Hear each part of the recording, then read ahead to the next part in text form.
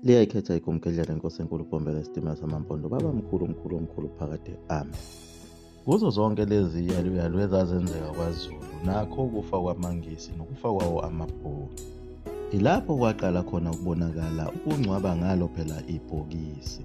Noma kwase kuqalile khona emampondweni ngalesi sikhathi kufika zona izimishini besungula yona yokuthi umuntu akangcwabelwe ngalo ibhokisi. Phela ibhokisi leli liyihlahla. Liyihlahla umphefumulo walo phela ingisi leli elisuka khona phesheya kwezilwandle. Isihlahla somlahlankosi, isihlahla somphafa, isihlahla somdungu. Sokuthwala umzimba walo ingisi kanye nomphefumulo walo. Yilapho phela amaNgisi ayekhuluma nalo leli ngisi elingasekho emhlabeni elifele empini ukuthi njengoba usalile wasala khona lapha empini, uyazi ukuthi umkhumbi obuzosilanda uthatha isikhathi eside kakhulu ukuthi ufike. Noma usuhamba olwandle uhamba isikhathi eside kakhulu umzimba wakho uyokonakala. Sithi njengamanje nanku-ke umkhumbi wakho esikupha wona kufanele ugibele kuwo uye ekhaya. Njengoba ulibona ibhokisi leli elalakhiwe khona ngaso isikhathi sakudala ukuthi lalimise okwawo phela umkhumbi ukuthi ligibeze umphefumulo waleli ngisi elisale khona phela empini. Lokho kwakuyinkolo yawo phela amaNgisi ukuthi umphefumulo uyakwazi ukulalela lokho okushiwo ngophilayo. Ebese bewuthatha-ke lo mzimba waleli ngisi bewumbele umgodi bewugqibe phansi bese befaka uphawu olubhalwe amagama aleli ngisi elingcwatshwe lapha enhlabathini bekholwa ukuthi base belifake lapha ngalo mkhumbi mbumbulu wabo bawubhekise ngakulo izwe leli asuka kulo lomlungu bese umphefumulo uyahamba ubuyele ekhaya kubo lapho kuzalwa khona lo mlungu. AmaNgisi-ke ayengalikhongi ithuna noma abeke amatshe ngaphezulu, ayayekele kumile utshani. Njengoba namhlanje usabona emathuneni awo amaNgisi bebeka itshe leli kuthiwa phela i-tombstone liba ngasekhanda kodwa liwucindezeli umzimba.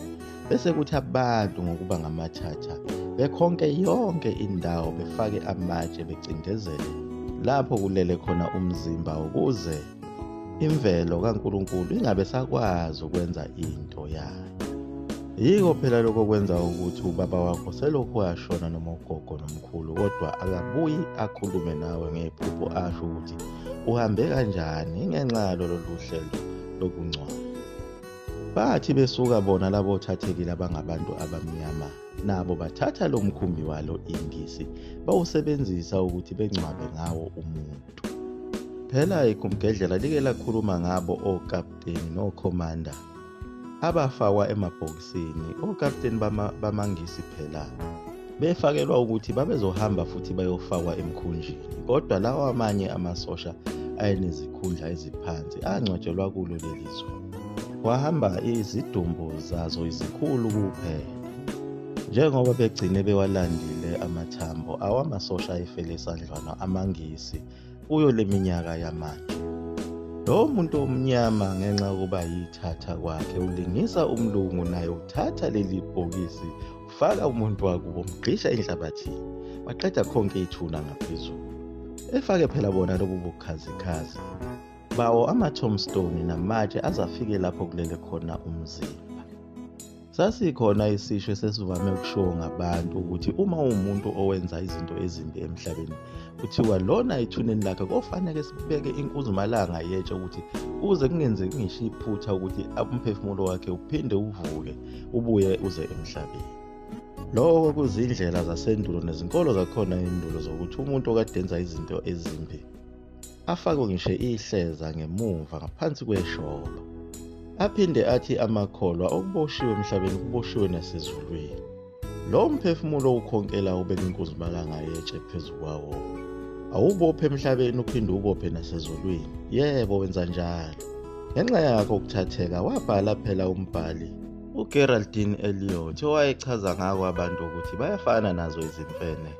Ethi phela uzama ukubaxwayisa ukuthi abayeke ukubukela izinto zabantu abamhlophe abangazazi ukuthi zazisukephi kanye namasiko abo. Njengoba kule ncwadi umbhali wayichazile ngazo izimfene ezazithwesa icala lemeda ukuthi zibulale iwundlu nebhubesi ekubeni zingakwenzanga lokho ukuthi zabulala iLion of Judah. Kodwa abamnyama abazwanga. Kuze kube namhlanje laba bantu abamnyama bathanda kakhulu ukuzenza bona abelungu njengoba sebafaka ngisho izinwele zabo emakhanda. Bagqoka njengabo, bashada njengabo, bangcwatshwa njengabo. Kodwa okwabo-ke bese bekuthi thuthu kube ngamawala kakhulu kuze kudideke kwanaye umlungu ukuthi wenzani lo muntu omnyama uma eseze wafaka namacici ekhaleni. Noma sebefundile kodwa bafundele phela ukuzenza yena umlungu, hhayi ukuthi bethuthukise izwe lakubo. Bafundele khona ukuzinyanya nokubukela phansi amasiko ababewanikezwe kuye phela uNkulunkulu. Njengoba belokhu bemlandele njalo umlungu beze beyohlala edolobheni, endlini lapho kwakuhlala khona umlungu owagcine ebulele unkosikazi wakhe kuyo le ndlu. Ayangahlanjululwa, wasukena wazongena khona lapho kumanje uyaxabana nonkosikazi wakhe. Bayalwa nabo bazogcina bebulelene ngenxa yalo moya ophakathi kule ndlu. Abantu abamnyama isizwe ongasazi ukuthi yini esiyifunayo emhlabeni. Njengoba bayeka onke amasiko ababewanikezwe uNkulunkulu nakho kulandwa komuntu ngehlahla, bakuyeka phela bekuyekiswa uye umlungu. Wathi nabo abangcwatshwe bangene ngalo leli hlahla egodini, leli hlahla lomlungu phela eliyibhokisi elisuke limele kona ukuthi lisa umphefumulo womlungu phesheya kwezilwandle. Liphinde libe isiphatho somzimba ukuthi umlungu lona mayesehanjiswa phela ezweni lakubo ngomkhulu. Imphefumulo yabo laba bantu isele igcwele ezibhedlela, emaklinikhi, emgwaqeni lapha bafela khona. Ayilandwe muntu ngoba phela abantu bababaza iLion of Judah. Nayo le Lion of Judah bayayipenda ngezinto eziningi ukuthi yazisho kodwa ingazange izisho. Bayiqambela amanga. Phela ihlahla leli saseliphiwe uye phela uJehova ngekhathi zasendulo ukuthi isona sihlahla esikwazi ukubamba umphefumulo siwuthwale siwubuyisele ekhaya kuwo. Nakhona umphefumulo wesifazane nowesilisa uthathwa ngehlahla elifanayo. Kodwa uNkulunkulu wabuye walijika futhi lolu hlelo lamahlahla. Wafaka olunye uhlelo olusha lokulanda umphefumulo womuntu. Like lachaza igumgedlela lokhu ukuthi phela abantu basendulo ababephiwa amasiko kaNkulunkulu ahambe alahleka ngenxa yokufika kwabelungu kanye nazo zonke izimpi ezazikhona. Kwagcine kwafa abantu abadala ababephethe amasiko angempela ayesuka kuNkulunkulu ngqo. Bagcina abantu abamnyama besenkingeni yokuthi benza amasiko okungewona, baphinde futhi bamukela inkolo okungeyona ababeyinikezwe umlungu. Lena phela kuthiwa inkolo yeChristianity, okuyiyona yadina uNkulunkulu kakhulu waze wagcina esethumela abaprofethi abaningi kumgedlela elibabalile ababeqale emampondweni baze bayofika eFree State abagcine bebulawa yibo abantu abamnyama ngokubadayisela kubelungu. Ikona lokho kugcine kwenza uNkulunkulu ukuthi azifikele yena mathupha ngoba wayesethumela abaprofethi abaningi kakhulu. Kanti futhi uNkulunkulu ayikho into emdinayo njengokukhipha abantu bakhe enkolweni yakhe. Uma nizilwela noma nenza ezinye izinto akabi nandaba, kodwa uma usuzokhonzisa abantu izithixo zaseRome udinwa kakhulu. Ngoba phela wazi kahle uNkulunkulu ukuthi laba bakhonza izithixo bahambisana nabo laba baseSodoma, ubulili obufanayo obuthandanayo suke sebuzofika kuleyo ndawo. Njengoba nakhona kulelizwe laKwaZulu nasemampondweni babengekho abantu abathandana abawubulili obufanayo. Bafika ngoba sekufike yona lenkolo yayifike nomlungu. Kanye naye uSathane wayengaziwa, wafika sekufike yona lenkolo yayifike nabelungu. Abantu babezivikela umthakathi kuphela owayeyinkinga kubo.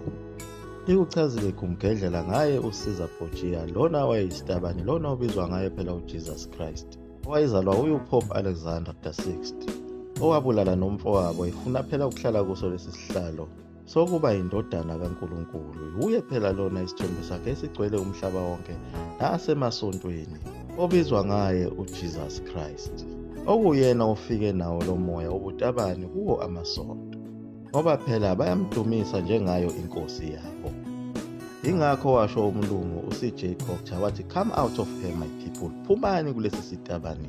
Liyaguqa lapho igumgedlela, mzukulu wamafutha omkovu, luyinto emniso uphathe. Amen.